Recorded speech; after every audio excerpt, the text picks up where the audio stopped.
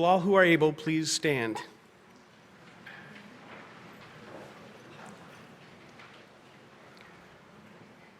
Gracious God and source of all truth, we gather today with hearts full of gratitude for the accomplishments of this academic year. You have guided Aurora University through another year of challenges, celebrations, and milestones, and for your faithfulness to us, we give thanks. For our faculty who have guided our students on journeys of discovery and learning, we give thanks. For our staff and administration who have spent countless hours to ensure that our university serves our students and our community, we give thanks. Grant them your wisdom and courage for the days ahead. For our students who have excelled in the classroom, fields of competition, and places of service, we give thanks. As they prepare to leave this place of learning that they have called home, we ask that you would continue to shape and guide them. May they live out the values of scholarship and character and center their lives around them. Hear our prayer today, O Lord. Amen. Amen. Please be seated.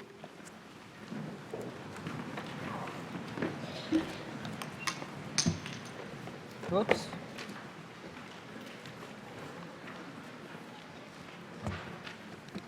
Good afternoon. I'm Hillary Brennan, and I'm chair of the Aurora University Board of Trustees.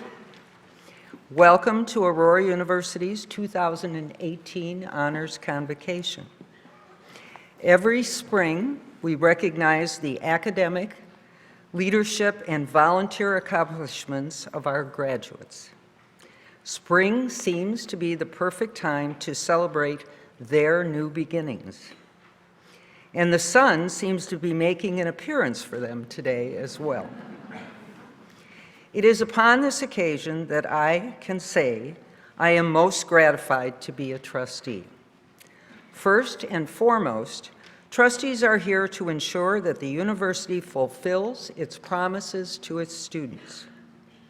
And you, honored students, exemplify in the very best and brightest ways the results of the student-centric education we strive to provide here at the university.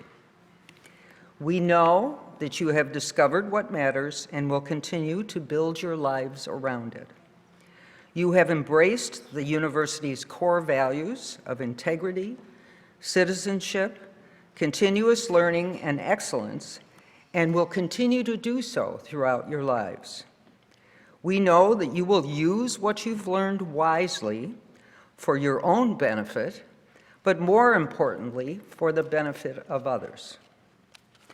I have chaired the Board of Trustees for more than 2 years now, and I have always enjoyed the opportunity to represent my fellow trustees at Honors Convocation. Dr. Sherrick has encouraged me any number of times to express my personal thoughts and feelings when I address our outstanding students, faculty, staff, and convocation guests. I can't say that I have lived up to her expectations when it comes to the literary quality and dramatic delivery of my messages, but you can be assured that all of my comments come from the heart. Trustees, by law, voluntarily accept their role as fiduciaries and act in accordance with the duties of care, loyalty, and obedience to the university we serve. Aurora University trustees come from a variety of backgrounds. We are a group of community leaders, for-profit and nonprofit executives, educators, entrepreneurs, experts in finance, AU and GWC graduates, fundraisers, and friendraisers, all dedicated to seeing that Aurora University maintains its reputation as a quality educational institution of higher learning. We are advocates and champions for the university in our respective communities. Today's trustees share with our predecessors a singular commitment to perpetuating the mission and values of AU from one generation to the next. I know there are some trustees in the audience, so Would you please stand so that people can see who you are and complain to you if they want to?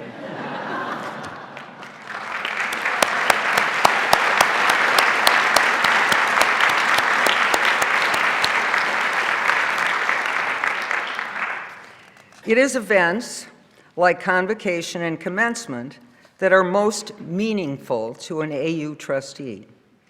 These types of events may be the only time some of you will see or hear from a trustee, but you can be assured that we've been here all along to protect your interest and to ensure the fulfillment of your educational aspirations. It is our duty and our pleasure to do so. There isn't a committee or board meeting where trustees, Dr. Sherrick, administrators, and faculty don't discuss and make critical decisions about the ethical, social, educational, and financial challenges facing today's university students. And although you may not recognize us as trustees at university events, we have often been there to cheer on the Spartans at athletic events, to applaud you at a student concert or production, or to walk with you at commencement. And I highly recommend the university's recent production of Into the Woods, so please see it. I hope that you, our honored graduates, will thank the faculty and administration for the gifts of knowledge and experience that they have so willingly shared with you. As an AU alum, I will always be grateful for the knowledge generously and patiently given by my professors. And I stand on this stage each year, especially grateful for the expertise, support, and kind encouragement of Becky Sherrick. Yes, I'm allowed to call her Becky. It's one of the myriad benefits of being a trustee. She is a remarkable leader, educator, and university president. Please remember to thank her for her 18 years of service to Aurora University and her dedication to your success. And if you do say thanks, she might even let you call her Becky. Additionally, trustees have the responsibility of seeing that Aurora University focuses on providing its graduates with the skills for future success.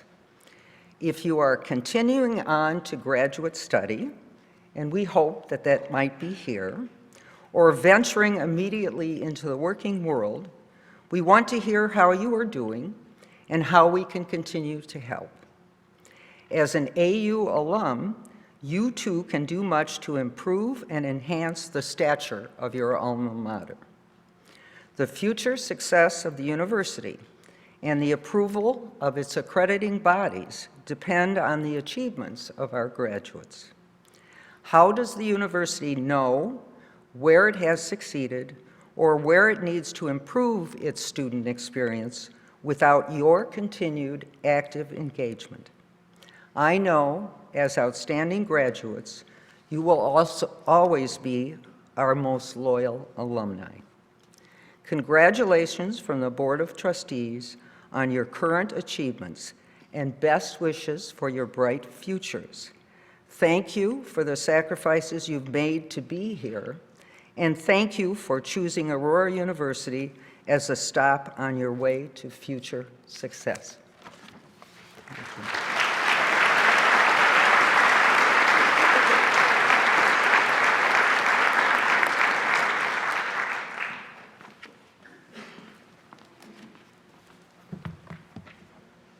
Good afternoon.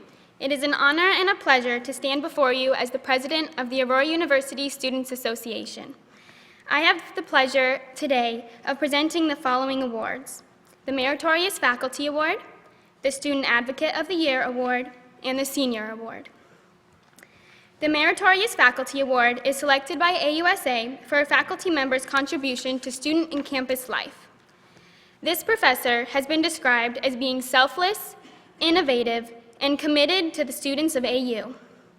He consistently shows he is passionate not only in his field of study, but in dedication to students and his commitment to continuous learning.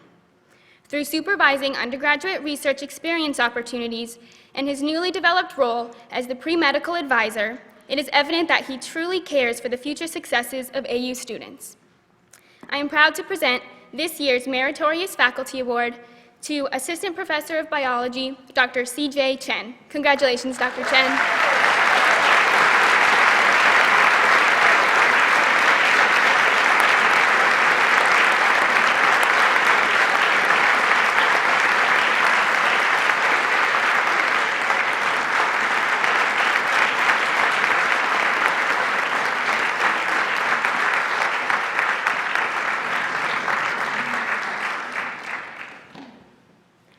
The Student Advocate Award is selected to award a person who goes above and beyond to assist with students' concerns and helps empower students to advocate for themselves. This staff member's contributions to the university have made a positive impact on student life in and out of the classroom. Throughout his time at AU, he has gone from teaching to administration, where he puts his whole heart into everything he does. He has improved the level of technology at the university in numerous ways, while consistently seeking student input. He is a true student advocate. I would like to present the Student Advocate Award to Vice President of Technology, David Deal. Congratulations, Dave.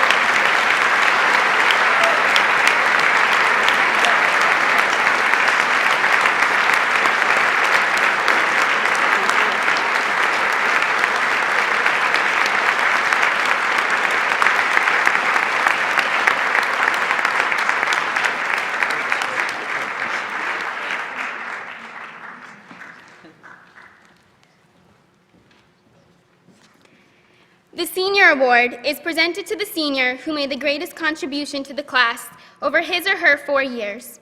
Seniors nominate and select the winner. Our Senior Award has majored in history and secondary education, been on the executive board of the History Club, and played on the men's basketball team. He has been described by his friends as the kind of person we can thank for making this university more than a school. It's a true community and one worth being a part of. Another fellow student said, "Let me say that when I think of Aurora University, I think of one person with ice-cold royal blue running in his veins. It's Tristan Spivey." I am happy to present this year's Senior Award to Tristan Spivey. Congratulations.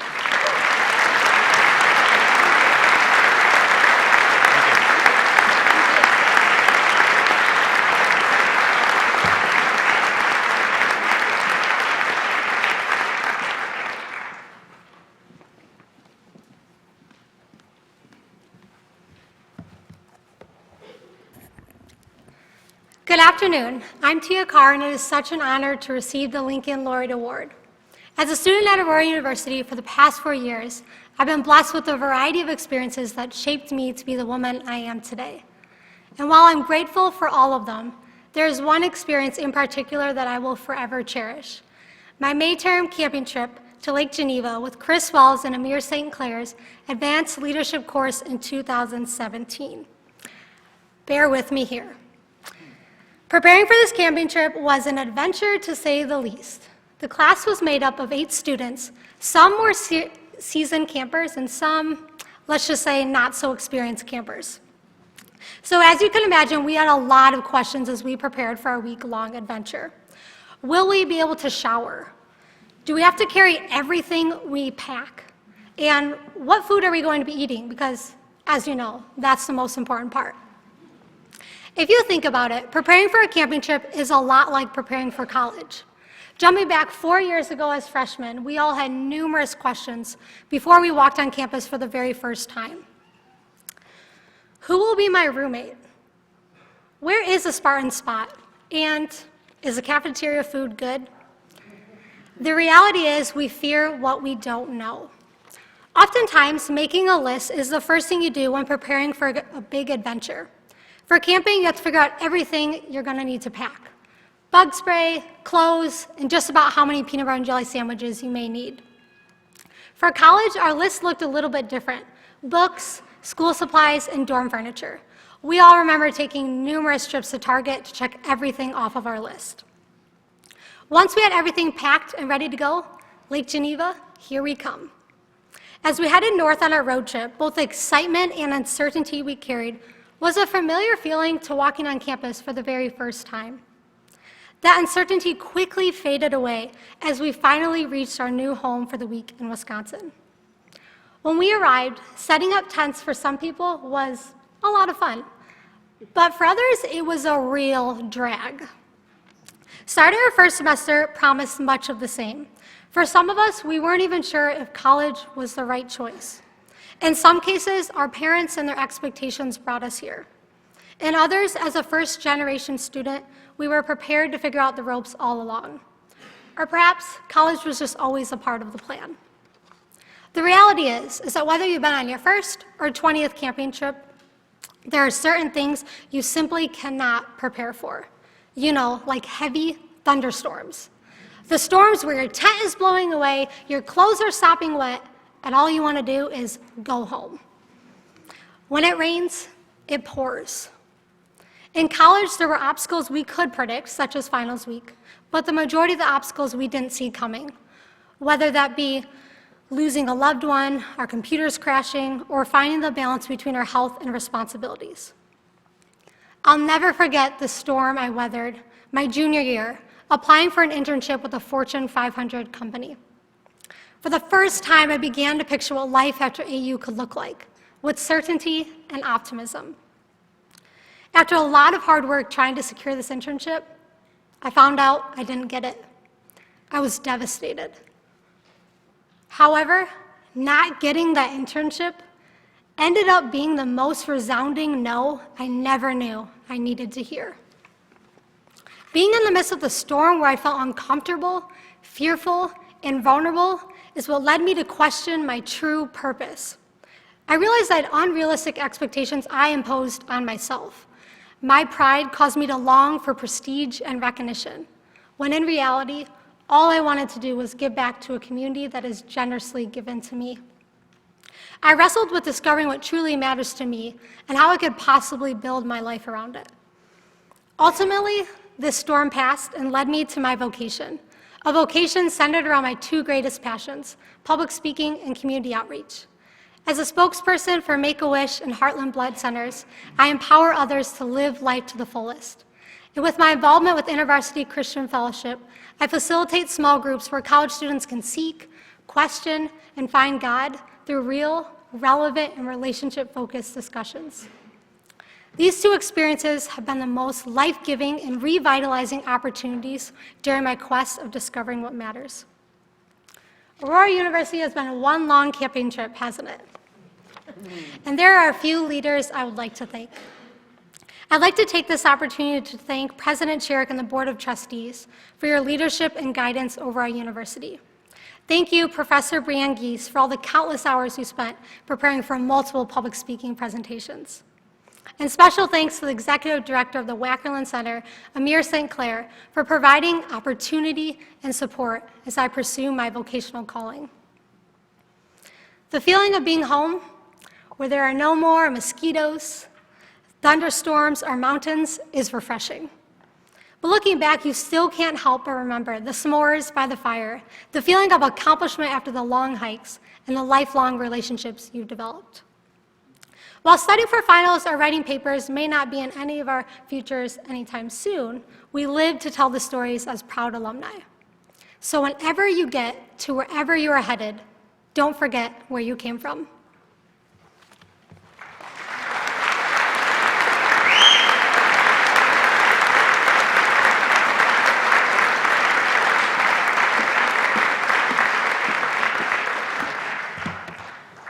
Good afternoon.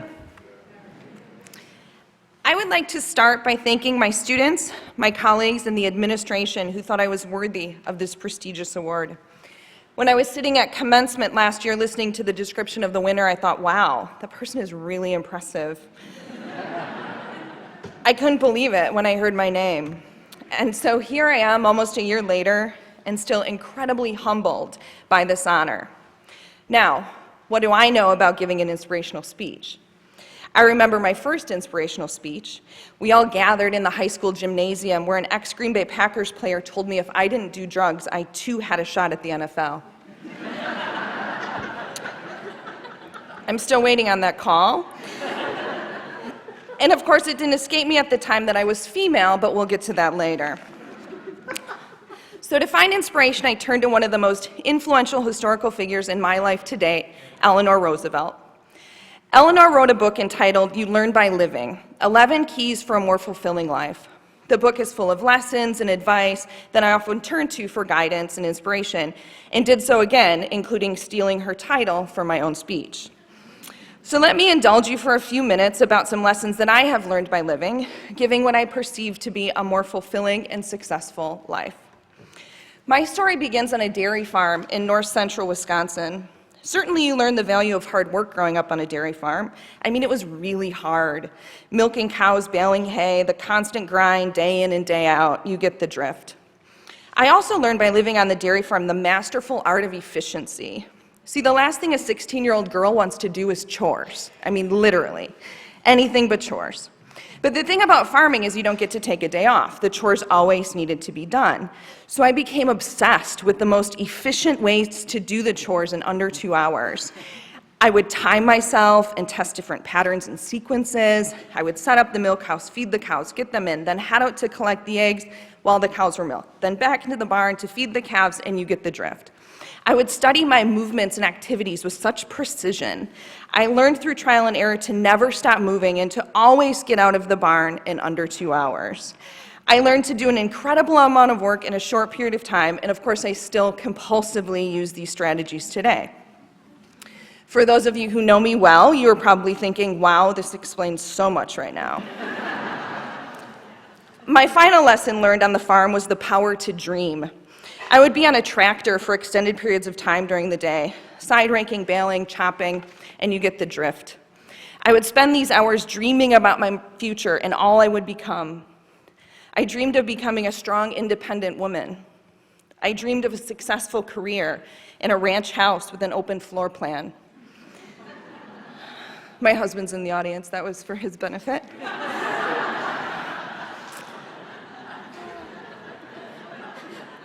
I dreamed of all that was possible and all that I would achieve. See, to dream the greatest dream and through your own hard work have that dream come true, that was the power to dream. And that was an important lesson that I learned by living on a dairy farm. So off to college I went and I loved it. I loved everything about it. I loved learning, I loved athletic training, and I was all in. For those of you who don't know the profession of athletic training, we're medical professionals who work in the trenches with athletes, preventing, evaluating, and treating their injuries, among other things. I thought it was the best profession in the world, and I still do. I studied my athletic training books in the summers, and I got named the head athletic training student for the football team my junior year. And that was it. I decided I was going to make it to the NFL after all, but as an athletic trainer.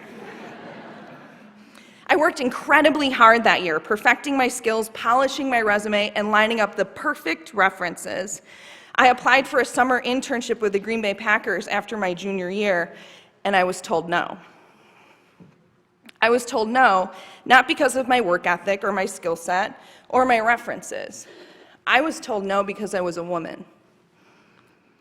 I couldn't believe it. I was crushed. I lobbied for myself, reminding them all the reasons why I was perfect for this position, but they told me it was for my own protection. So even though I lived in a civilized society where men and women were supposed to be equal, and even those men also lived in that same civilized society that should have prevented them from doing harm, that was not the reality. I was heartbroken. This life lesson came from my first experience with outright discrimination. This life lesson shook me to my core and fundamentally changed me. I will never forget what that feels like, and I have fought for equality every day since. I was lost for a year, unsure, and lacking in dreams to pursue. So after I graduated, I took a position as an athletic trainer where I got to work with students, and that was it. I was hooked. This was going to become my new dream. I would become an educator, and positively influence hundreds, if not thousands, of individuals in my career, teaching them about the great profession, but also having the opportunity to fundamentally change how they see and interact with the world around them. I have spent 17 wonderful years transforming the lives of some wonderful students here at Aurora University, including a few that are on the stage today. And so this brings me to today, and my most recent lesson that I have learned by living. I have learned to surround myself with good people, people with convictions and principles. People like Alicia Koski, Jen Buckley, Nikki Peart, and the list goes on and on. These women challenge me to be my best and support me unconditionally. They always have my back, and I always have theirs. So this lesson is to find people who make you better, who make you stronger, and who care enough to call you out when you go adrift. Alicia is particularly good at that one. Nurture those relationships, and they will sustain you even through the toughest of times, even through breast cancer. I consider myself incredibly lucky to have found these relationships here at Aurora University. So in conclusion, I am happy to report that women have broken through the glass ceiling into the NFL. There are now 5 female athletic trainers in the NFL, 5 out of over 150, but it's a step forward nonetheless. I have to tell you, I do walk around with a chip on my shoulder to this day because of it, I do. 2 years ago, my son-in-law asked me, "So what's the big deal with having a woman president?" He was 26 at the time. I told him to imagine a world in which a man has never been president. Imagine that. And imagine how your life would be fundamentally different because of it. Then imagine for the first time you had a real shot at having a man as president. He told me I had a good point. But what happened with the NFL doesn't cripple my existence, and I don't use it as an excuse. Instead, it makes me work incredibly hard every single day to prove myself. I'm always over-prepared for everything I do. I almost never complain, almost. And I never apologize when others say I'm making them look bad. What I have learned by my lived experiences is the bad stuff is not what defines us. What defines us is our ability to get up and keep moving forward. Surround yourself with good people, dream the biggest dreams, and always pay attention to the lessons you are learning along the way. Thank you.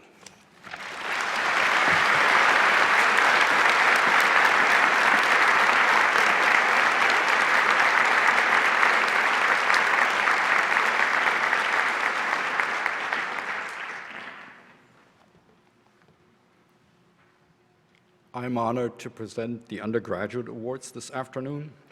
These students have been selected by the faculty of the university after careful screening and thoughtful deliberation. You can read the descriptions of each award in your programs.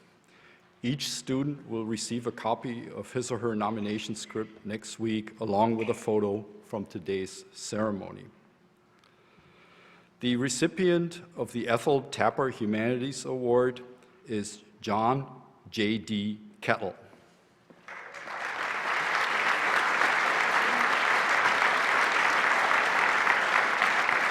Congratulations, J.D.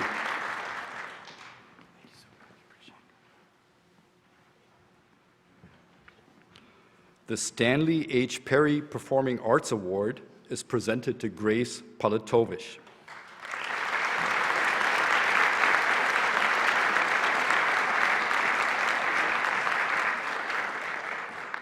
Congratulations, Grace. Thank you very much. The Eleanor and Samuel McFarland Biology Award is awarded to Molly Eisenberg.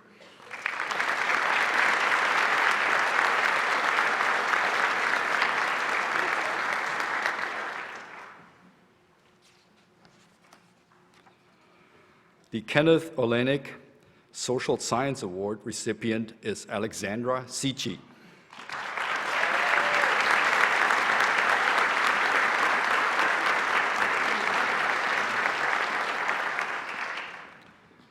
The Golden Apple Award is presented this year to Lauren Banbury.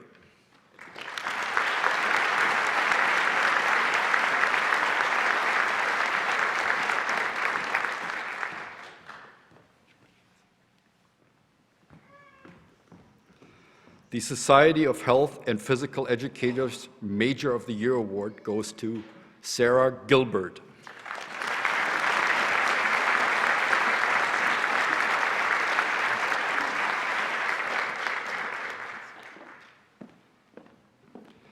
The Jennifer Warzala Award for Academic Excellence in Business and Leadership is awarded to Caitlin DeRuiter.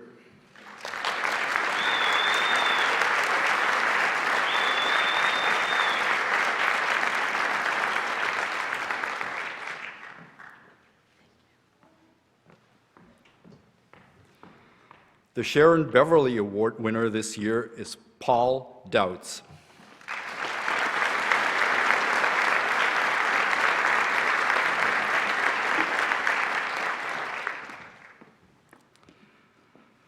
Crystal Middleton is the recipient of the Gertrude Banaszak Award.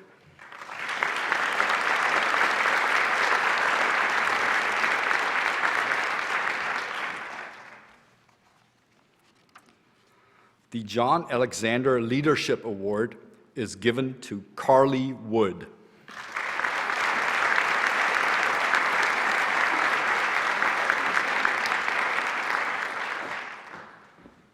The George Williams Legacy Social Work Award is given to Maria Goldstein.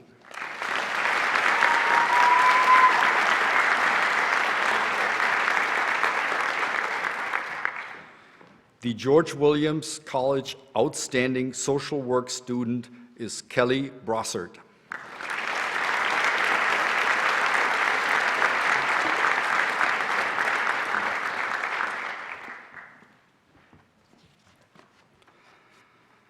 This year's recipient of the George Williams College Faculty Award is Greg De Silva.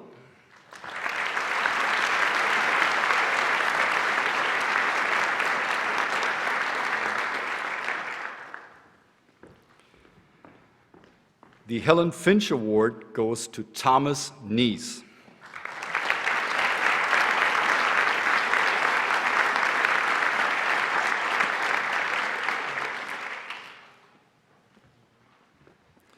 Congratulations once again to all of these amazing students.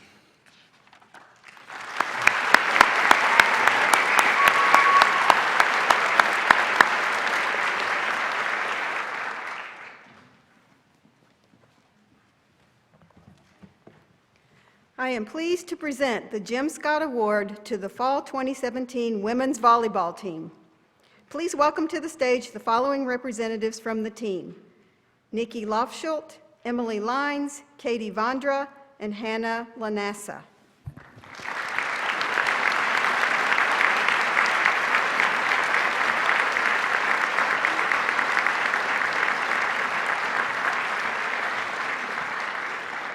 The Fall 2017 Aurora University Women's Volleyball Team finished with a 26-8 record and qualified for the NCAA tournament for the first time in school history. The Spartans excelled in the classroom as well, with a 3.48 team GPA. In the community, the AU Women's Volleyball Program worked at the Interfaith Food Pantry Triple Threat After-School Program and helped raise money for colon cancer. Congratulations to the women's volleyball team on a remarkable year.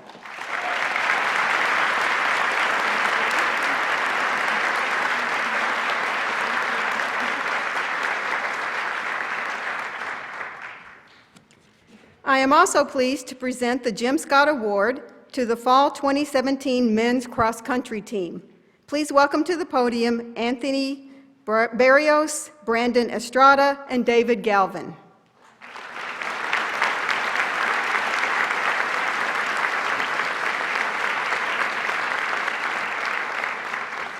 The Fall 2017 Men's Cross Country Team finished with a GPA of 3.18, earning them all academic recognition.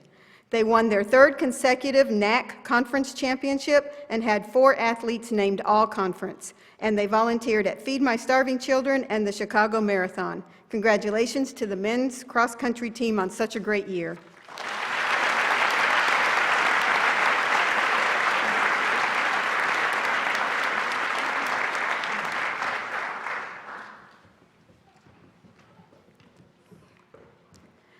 The John McKee Citizenship Award recipient for an AU student is Alexandra Alex Hulting. Congratulations, Alex.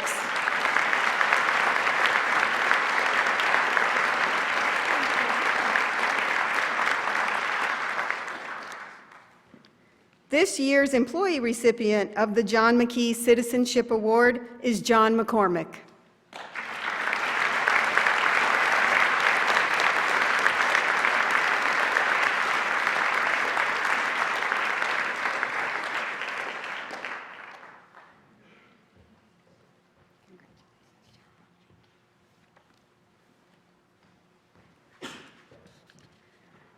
The Gold Ivy Leaf Award dates back to 1932 on the Aurora College campus when Professor John Beach, a Greek scholar, suggested that the Ivy Leaf is symbolic of true scholarship that must be continuously renewed.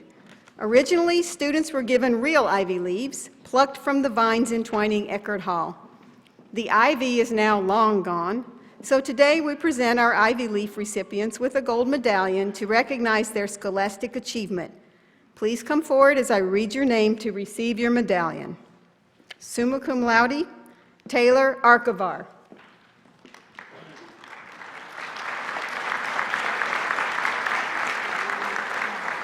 Kenyam Aries, Brian Bohr, Bailey Brothers, Tia Carr,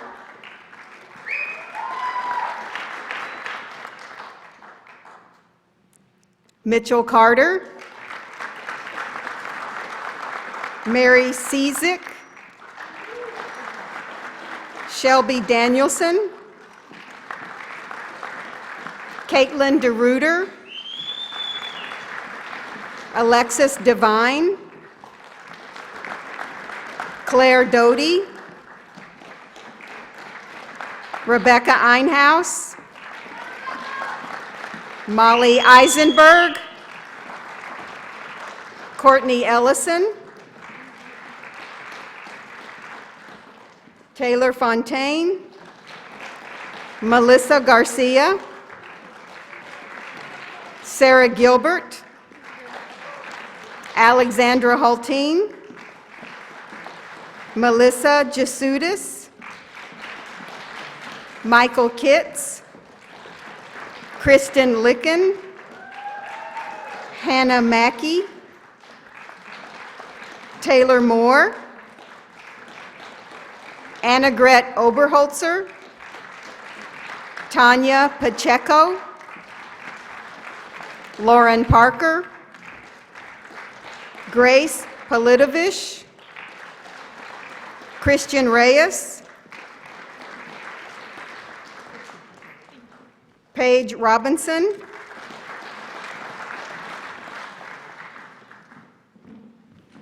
Courtney Sanchez, Patrick Sofer, Jacob Stockman, Thomas Van Bogart, Rachel Weeks.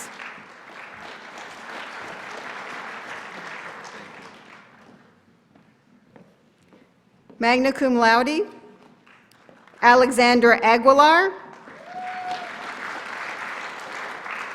Victoria Alexander, Lauren Banbury, Kayla Bednarski, Brooke Belair, Adriana Bonilla, Jelena Check, Carolina Shaidez, Ashley Cosmano, Wyatt Flickinger, Ashley Fuchs, Polina Gomez, Maria Hernandez, Tori Johnson, Garrett Kadri, John Kettle,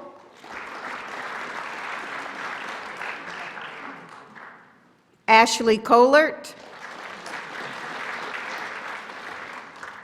Larkin Langston, Emily Lines, Andrew Little, Ashley Lawrence, Caitlin Ludlam, Laura Magana, Zachary Maroney, Michaela Masha, Raina Mercado, Reese Modloff, Mackenzie Moeller, Michelle Ortega, Kristen Parham, Renee Preston, Joshua Rodriguez, Alicia Rotolo, Tyler Runge, Gregory Sowers, Hallie Sawyer, Heather Sparto, Kelsey Tebbett, Cornelia Vandermeer, Sophie Wallace, Alexis Wilkes, Brittany Wilson.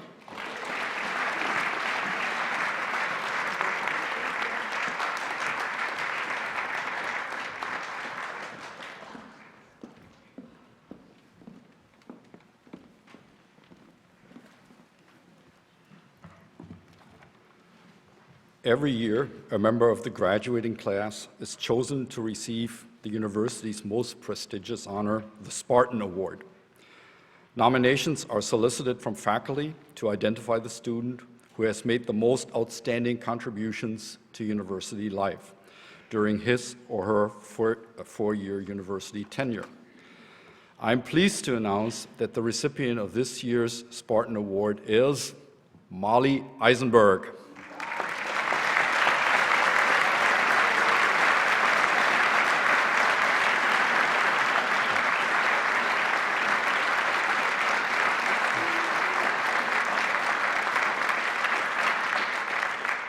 Molly is a fitting representative of Aurora University's core values.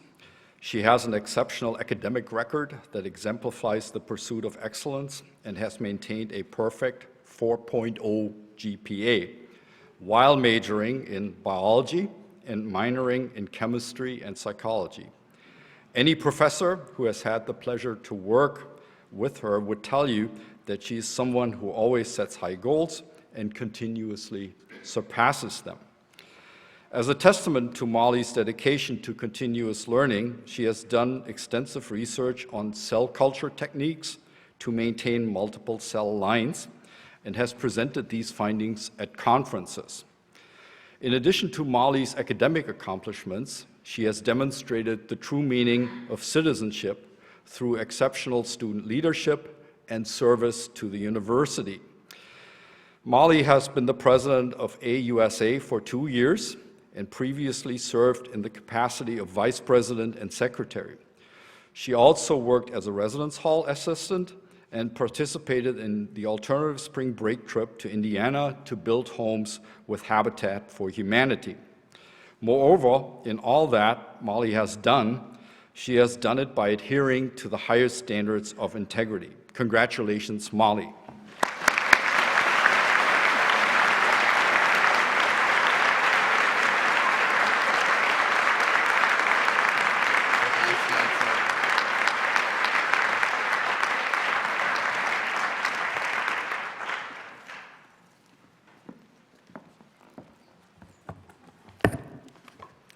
Each year, an Aurora University senior joins other seniors from four-year institutions across the land of Lincoln for induction into the Lincoln Academy of Scholars. The award the students receive is actually known as the Abraham Lincoln Civic Engagement Award, and upon their receipt of that award, they become student laureates in the Lincoln Academy. You've heard already from this year's AU representative, Tia Carr, and I'd like to tell you just a little bit more about her. Tia is double majoring in communication and leadership studies, and she intends to work in the nonprofit sector after graduation. She currently participates in the LEAD program and has volunteered at numerous Wackerland Center activities, including the Morning of Service. Tia is the president of InterVarsity and a member of AU's award-winning chapter of the American Marketing Association, the AU speech and debate team, Phi Kappa Delta, and the nonprofit leadership student group. As an event coordinator for the American Red Cross, Tia has organized and led over 20 blood drives throughout Kane and Kendall counties, including several here on the campus. Tia demonstrates the concept of servant leadership by placing herself in positions and organizations devoted to serving a need in the larger community. Please join me in congratulating Tia Carr as our Lincoln Laureate.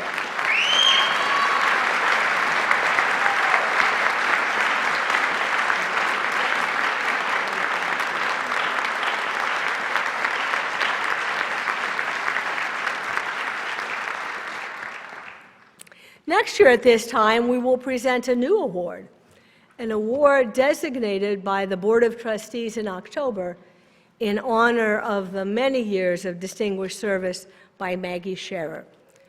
The Maggie Scherer Award is intended to be comparable to the Trumbo Award and will be presented annually to an outstanding member of the administrative or support staff, to someone who embodies the core values of the university. Maggie just happens to be here, so join me in saying hi to Maggie.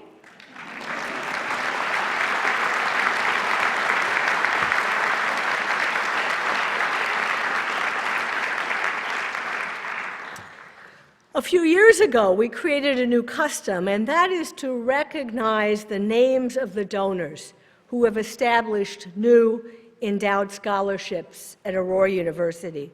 These are the alumni and friends of the university who make it possible for outstanding students to garner the kind of financial support they need to complete their four-year education. I hope you take a moment and read their names in the program. These are indeed individuals who have chosen to share with the university their treasure in behalf of our students. What a year. What a year. Can you believe that someone snuck into Stevens Hall and put windows in the doors? Okay, it should have been a bigger laugh than that. You can't all work in Stevens. Now, this means that there's only one floor left on campus without windows in the doors. I intend to sign that purchase order the day I leave town. It's the 4th floor of Eckerd. It's been a good year. You know, a few years ago, Queen Elizabeth stood in front of a burned-out Windsor castle and talked about the Annus Horribilis. She watched that year as many things happened, including to her beloved castle. Well, there were moments when this year had a few surprises. We opened a wonderful new athletic park, and shortly after that sprang a leak in the university banquet hall. That is what is behind those blue doors and walls that we installed quickly in October. And the good news is that by the time you come back, we'll have a wonderful new university banquet hall and a new kitchen and a new dining room and more space for students. And like many organizations, we're taking an opportunity to make meaning of what was a run of bad luck. And then there was that day in December, the 27th, when Carmela fell down. That was a dark day for me, I can tell you, but very quickly other people ran behind her and picked up the amazing workload that Carmela Moran shoulders. And we moved into our next surprise, which was an amazing event that happened in the atrium of Crimi. If you could have seen what we saw after that big freeze, and then the thaw, and then the water cascading down the stairs, through the walls, it was truly a remarkable accomplishment, that it was all put back together in time for classes. There have been a few surprises, but the biggest surprise has been the spring, right? I mean, what happened to it? It's been a month, literally, since the official beginning of spring. So what's up with the weather? Let me reframe it. Maybe the weather has been this way to encourage us to take just a few more moments together.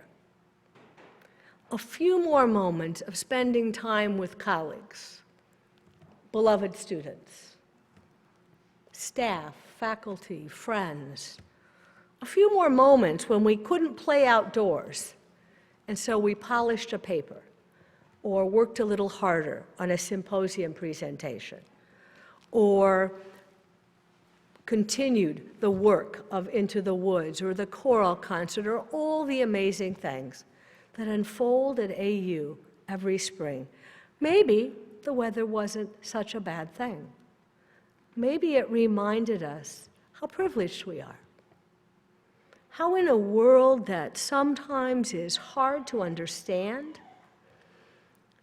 we are among those who dedicate their lives to that most empowering, most life-giving of all professions, teaching and learning.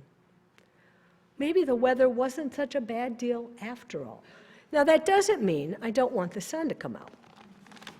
And so I consulted the almanac. You know that I grew up downstate in farm country, where the almanac, the Farmer's Almanac, is really regarded as a source of infinite wisdom upon these occasions. This is what it said this year. Spring will arrive slowly in the upper Midwest in 2018. The almanac predicts that snow will fall and ice will form as late as mid-April.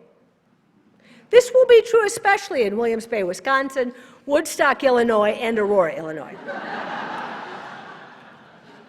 Have no fear, the almanac continues. The sun will break through near the end of April and will warm the faces and spirits of all living in these environs. On Saturday, May 5th, the farmer foresees a glorious day on the shores of Wisconsin's Geneva Lake. A day later, the temperature will skyrocket into the low 60s. About 80 miles to the south, as almost 2,000 undergraduate and graduate students prepare to celebrate commencement on the campus of Aurora University. To quote a famous song, it will be all sunshine, lollipops, and rainbows. Okay, the rainbows are not expected to form till later in the evening. And after all, it's my party, and I'll cry if I want to. It's been a remarkable year at Aurora University. A little bad weather, a fall, some surprises. Nothing daunts our university when we work together, when we gather as one to ensure that our timeless, enduring, and vital mission continues to unfold from one group of graduates to the next. You are a source of great joy to us. We are so proud of you, and I can't wait to shake hands with all 1,941 of you in a few weeks. Now, please stand as you're able for the alma mater.